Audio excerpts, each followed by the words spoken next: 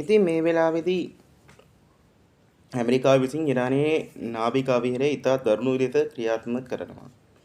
ඒ නිසා මේ ගිය දවස්වල වාර්තා වුණා ඉරානයේ නැව් කියන්නේ හොර්මුස් සමුද්‍ර සංධිය හරහා ගිහිලා තියෙන නැව් 5ක් විතරයි කියලා. කියන්නේ දැන් මේ මීට කලින් බලපුව මම නිවුස් මේක වාර්තා වුණා ගිය දවස්වල ඒක දවසකට ගියේ නැව් 5ක් විතරයි කියලා. ඉතින් මේක නිසා මේ ඉරානයේ ලොකු ආර්ථික බලපෑමක් මේ වෙනකොට වෙලා තියෙනවා. ඉතින් කොහොම හරි මේ නිසා මේ පරිභෝජනය පාලනය කරන්න කියලා කවුද අපේ මේ ඉරානයේ ජනාධිපතිතුමා ඉරානයේ ඉන්න මිනිස්සුන්ගෙන් පවා ඉල්ලලා දෙනවා. ඉතින් මේ මෙහෙම තව ටික දවසකින් ඉරාන ආර්ථිකය කඩන්නටයි කියලා සමහර කට්ටිය කියනවා. ඉතින් මේ ASCII දැන් ඉරානයේ ආර්ථිකය දැන් රිම් එකෙන් වගේ තමයි යන්නේ. අර අපේ සමහර කට්ටිය කියන්නේ අපි දැන් මේ දවස්වල රිම් එකෙන් බයි යන්නේ. අර මේවා කියලා.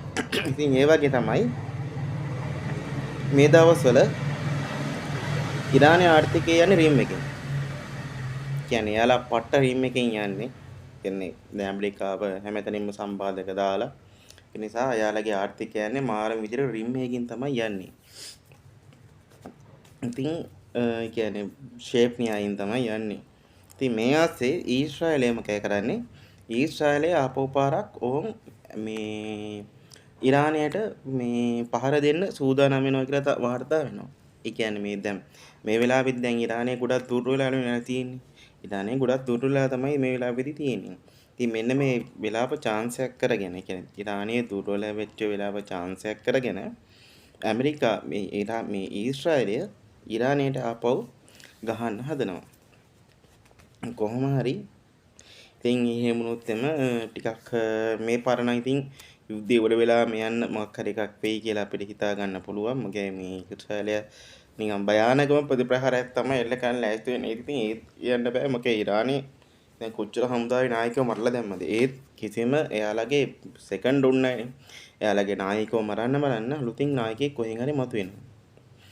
ඉතින් මේ ඊශ්‍රායලය තීරණය කළා කියන්නේ ඇමරිකා ජනාධිපතිතුමා කොහොම හරි ওই තීරණය ගන්නවා කියන එක තමයි. මොකද මේ දවස්වල පොඩි කතාවක් යනවා මේ පොඩි කතාවක් නෙමෙයි මේක ගොඩක් කලින් දැන් තිබ්බ එකක්.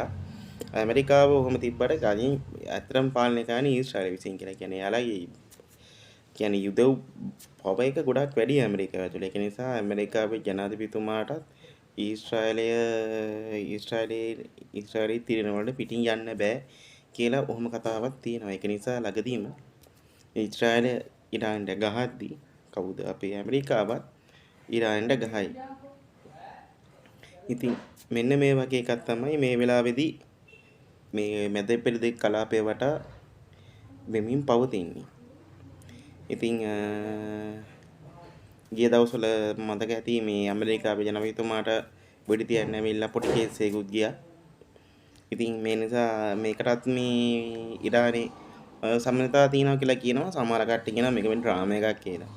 يعني මේක ඇමරිකාවේ CIA එකේ ඊශ්‍රායලයේ මොසාඩ් එකේම ඩ්‍රාමා එකක් වෙන්නත් පුළුවන් කියලා මේ එහෙමත් කියනවා. ඉතින් අපි බලමු ඉතින් ඩ්‍රාමා එකද මොකක්ද දන්නේ බලමු මේ තව ඉස්සරහට තව තත්ත්වෙත් එක්ක මොනවා වගේ එකක් වෙයිද කියලා.